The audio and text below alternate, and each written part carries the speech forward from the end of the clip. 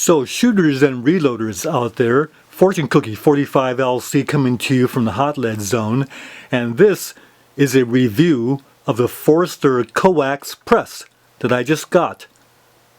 And I'm starting to work with it and I'm making some notations on it. Well, some of the first questions you might ask are, why do you want a Forster Co-Ax Press? And my answer would be that I've always wanted one. But then the question is, well, why have you always wanted one? It goes all the way back to my very first press, and here it is. This happens to be a Bear, and it's called a Brown Bear H press.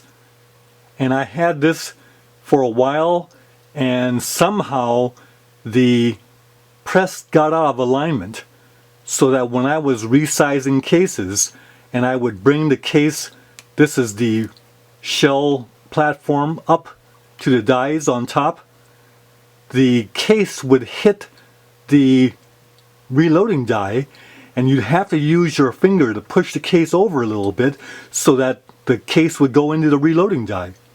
Well, it wasn't that way in the beginning. Somehow it got out of alignment.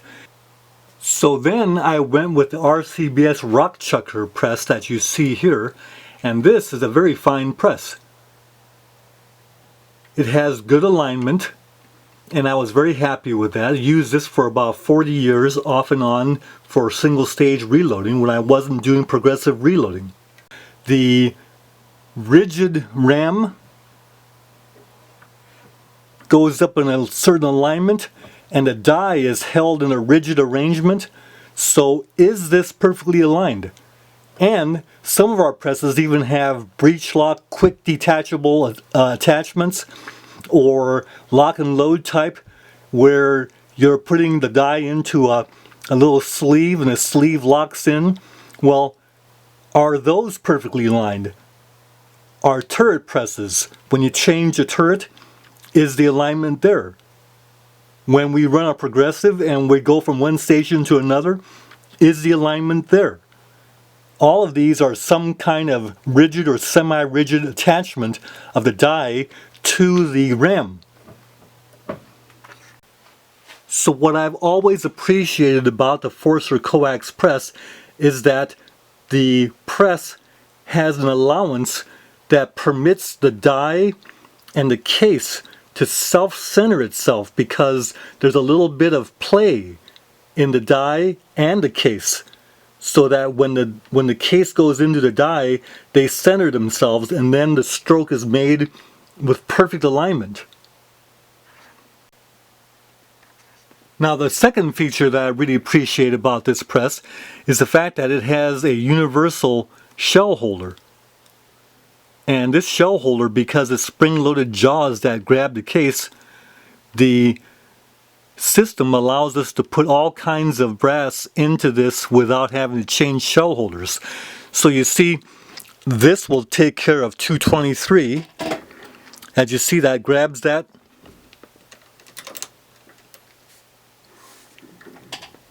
So it'll do 223 all the way up to 375 Holland Magnum. Just put that right in there. And you see it just grab that case very nicely, and it allows it to self-center, as you can see. When you bring the press back to the end of the stroke, it releases the case. And for pistol, it'll do everything like the 9mm there. And here is 44 Magnum. There it is. And some say it won't do 45 Colt in their experience, but here's a 45 Colt. Works fine. Maybe Forster made a little change in the jaws to allow that, but it works fine with 45 Colt. And so there you have it, the universal shell holder. Now if you need to have a smaller, you can just flip these jaws around, and I won't show you how to do that, but you basically take these two screws off and take the whole assembly with this bottom plate, invert it, and you don't lose the springs that way, and then you just flip these jaws over and then put back together and then put the screws back, and that's all you gotta do. So once you get used to making the change of jaws, it's not hard. Now some reloaders are very impressed at what they say is a tremendous amount of increased leverage made possible by the Forster Co-Ax Press. And I don't find this to be that much of a big deal. You're supposed to be able to resize cases with 2 fingers. Well, what happens here is you have a 16-inch lever. And if you measure your lever arms on a lot of your other presses, you're only getting 13 inches, so that you already have a lot more leverage because of the 16-inch arm. And by the way, there's no hitting of my knee or thigh with this. I have complete access with either hand, which is nice. I like the dual alignment rods here that the Forster Co-Ax Press has. These dual rods, instead of one ram, you basically have like dual rams, and if you measure the amount of surface area on the 2 rams, you probably have at least as much as some of your bigger rams, if not more, on single ram type designs. So I like that. Now notice you have unobstructed vision of your platform here where you're putting your cases. So your O designs have that front bridge that comes across, gets in the way of your vision. No problem with this. Now then you also have access. Because you can go from either direction, you have better access than an O design. So we appreciate that factor. Very good lighting can get in there. No shadows caused by a O design, so that's another advantage. My final conclusion on the die lock rings is that the Lee die lock rings work just fine. The Forster, of course, are dandy. And the Hornady work just as well, and the steel wearing the cast iron may not be a real big problem because I don't see us really abusing that channel. So all of these work just fine. The Hornady is nice because it locks without pressing on the die body, as does the Forster, and the Lee has no problem putting any kind of damage onto the threads of the die. Well, the die lock rings certainly release fine whether you're using a screwdriver or an Allen type. The newer ones are Allen screws, but when you release it, the lock ring turns easily and retightens easily, so that's nice. The one problem is your RCBS die lock rings that have the set screw that bear right on the threads of the die body. We don't like that. Plus, the RCBS die lock rings don't go in. So reject the RCBS die lock, and you can put in a Lee or a Forster or a Hornady to substitute for the RCBS die lock rings.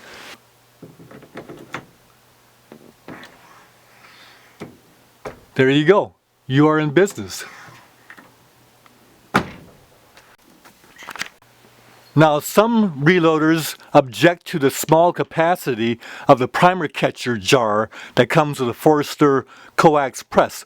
So if you don't like that, you can get a little larger plastic container, drill a hole in the cap, and then you can slip the drop tube through there and attach that. You got a bigger container.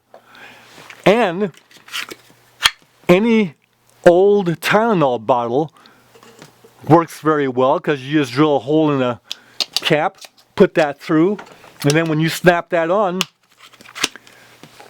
unless you line the triangles up, that's not coming off. So you can fill that with primers and it's not going to cause any problem for this jar. And if you don't like the Tylenol label, just turn it over like this. It's actually a pretty nice looking rig. And the fact that it's not transparent doesn't matter at all because you're not going to fill that bottle up in any one session. Same thing applies for the cosmetic cream jar. As you can see, it works just fine. Now, one of the criticisms of the Forster Co-Ax Press is that you don't have a lot of space here for real long cartridges. So let's take, for example, the 375 Holland Magnum. And here's the bullet. And this is how we would be seating the bullet. So is there enough room? Take, for example, the Lee 375 Holland Magnum bullet seating die, the dead length bullet seating die. Go ahead and put that in there, and you see there's plenty of room to run that. Now, I'm not going to seat the bullet in there, but if I were seating the bullet, you would be seating it. Granted, I don't have a lot of excess space, but it's usable, it's doable, and it's not that much harder to put the cases in and seat the bullets. So I don't see that being a problem unless you have cases that are longer than the 375 Holland Magnum. Now, of course, if you're a fan of the 50 BMG cartridge for shooting ground squirrels at 1500 yards, well, you're not going to be happy with the Forster Co-Ax Press because there's not enough room in there. But then again, this round won't go into our other presses either. Now, one problem that I can see that I might not appreciate, and that is, say for instance, I'm doing a 45 Colt. The shell holder will not release the case unless you go to the bottom of the stroke. You see right there it's captured, and it won't release the case till you're right at the bottom of the stroke. Well, a lot of times I like to take the case out at this level because, for instance, I might be seating a bullet. I'll put the bullet and the case in, seat the bullet, and then I only want to open the press up this far to put the next one in so I don't have to make that motion to go all the way down to the bottom. So I go like this and put the next case in and do the next procedure. I'm short stroking it. Well, I won't be able to short stroke the Forster Co-Ax because it doesn't release the case until you get right down to the bottom of the stroke there. So I've got to make a full stroke, and that's gonna be some wasted motion for me. I mean, I might not appreciate that. We'll see.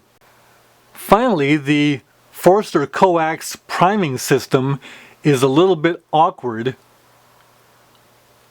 They say that you can't put a primer into the stem unless you go to the bottom of the stroke and then put the case on and then go ahead and prime. Well, I don't see why that's a problem. The recommendation is that if you try and put the primer in with a short stroke, that it's actually dangerous to do. My RCBS bench priming tool that you've seen in some of my other videos works so well with sensitivity and perfect seating of the primer. I don't see why I could ever have to use this priming system on the Co-Ax Press. Probably won't use it, but it's a workable system for those people who want to use it. You put a jig in here and then your case goes in a jig, and then you just tighten these little set pieces against the case, tighten these little Allen screws, and then when you do that, you're ready fitted for the case to go in, and then the priming is accomplished by putting a primer in the cup here and then going ahead and seating the primer. The case will be sitting in here, you seat the primer. Now the advantage is that it's supposed to seat the primer at the same depth every time, but there's no advantage there to, say, using my RCBS bench priming tool, because you can feel the primer bottoming out in the pocket with every seated primer. So you don't need to have a dead system of seating primers here. Although once again, this is usable. There are a lot more features that I like about this press, the Forster Co-Ax, than my couple of dislikes. So I'm going to enjoy using this press, and we'll see about the run out and this kind of thing. The advertised run out is like 1/1000th of an inch. So we'll see about that. But I'm going to enjoy using this press. I'm glad I got it, and it's about time after all these years from my bare press to the Forster Co-Ax. Take care. See you next video. Bye for now.